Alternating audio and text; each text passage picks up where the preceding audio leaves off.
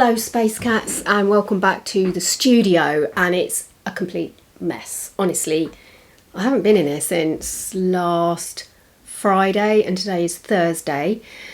I've come in for an hour because quite honestly I am going crazy not making anything. I'll show you the last thing that I actually made, which I did at home over the last week, which is this.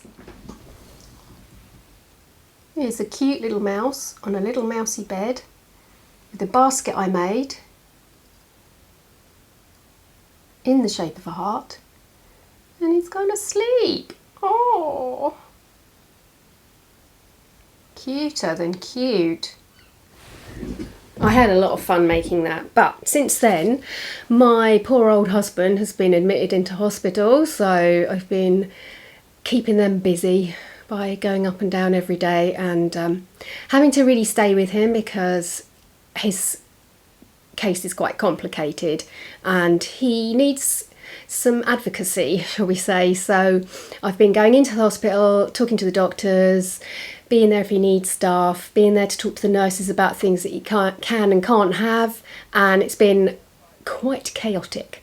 However, I'm here this morning, so I'm going to really enjoy an hour of drawing. And I thought I would make, actually the very last thing that I made on Sunday was I just sewed a tiny fox. So I thought what I'd do today, instead of doing my proper work, which as you know from the last video was starting Emily Angel, I'm going to draw the fox because that won't take too long, and that means I can get a video out to you on Sunday. So shall we jump into it?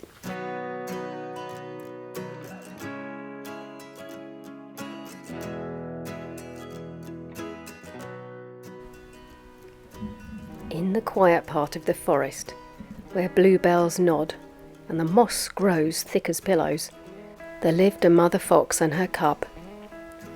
Her name was Bramble, and the little one, a scruffy, bright-eyed bundle, was called Thimble.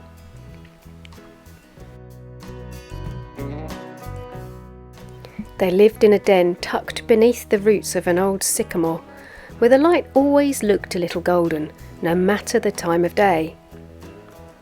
Their world was small but rich, a bramble patch for berries, a brook for splashing, and a perfect log for sitting still and listening to the birdsong.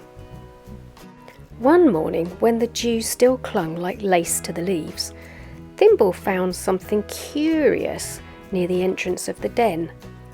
A feather, long and violet blue, with a shimmer like starlight. "Mama," he whispered, "where did it come from?" Bramble leaned close, her amber eyes soft. "That, my darling, is a sky mirror feather. It belongs to the kingfisher who guards the Foxglove Trail." Thimble's ears twitched. "What's the Foxglove Trail?"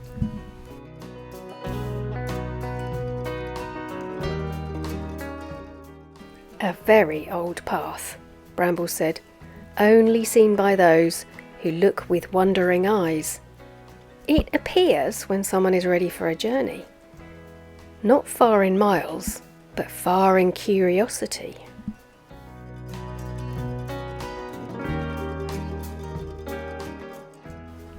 And so they packed a satchel, a few wild strawberries, paw-sized bottle of nettle cordial, and a square of moss to sit upon. And with that, the two foxes set out. As they passed through ferny corridors and ducked beneath hazel branches, the world seemed to change. Colours grew brighter, the air smelled sweeter. Even the bird calls sounded like whispered secrets. It was here the ink trees began, slender saplings with bark like pencil strokes and leaves the colour of crushed sage. These trees were special. When their bark was touched by morning mist, it ran with pigment like paint from a well-loved brush. Bramble and Thimble padded through, their paws stirring the soft forest floor. With each step, the world around them grew more vivid. Ochre leaves, violet shadows and moss that shimmered. Bramble smiled. "The trail is waking up," she said. "It knows we've brought kind eyes."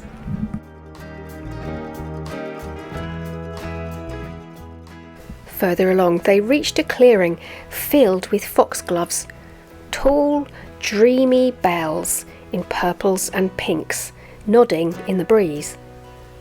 But the path was blocked by a small tangle of fallen branches. Thimble looked up at his mother. "Do we go back?" "No," Bramble said gently. "We go carefully." And with a patience only the forest understands, they wove their way through the tangle, one poor step at a time, helping each other, finding footholds and laughing softly when the moss tickled their noses. At last they reached the far side where the ground sloped upwards to a lookout stone, a great flat rock, warm with sunshine. There they paused, sitting side by side, sharing their strawberries and watching the trees stretch out like green oceans. "Why did the trail call us, Mama?" Thimble asked. Bramble wrapped her tail around him. "Because even when we have a safe home, sometimes our hearts need to wander.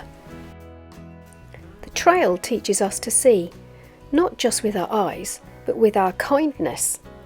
It reminds us that colours are deeper when we share them.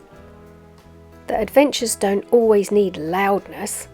Sometimes they just need wonder." As they sat in the sun, the wind turned the foxgloves into soft chimes. Thimble leaned into his mother's side and smiled. He felt brave, not because he was fearless, but because he had enjoyed the journey gently.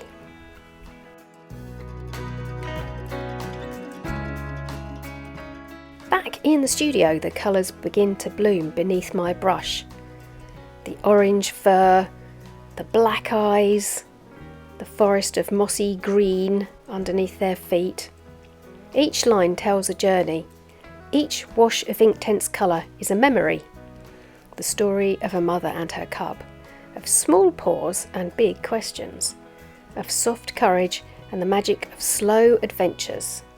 So, perhaps today your trail begins through story, through colour, or through quiet imagination.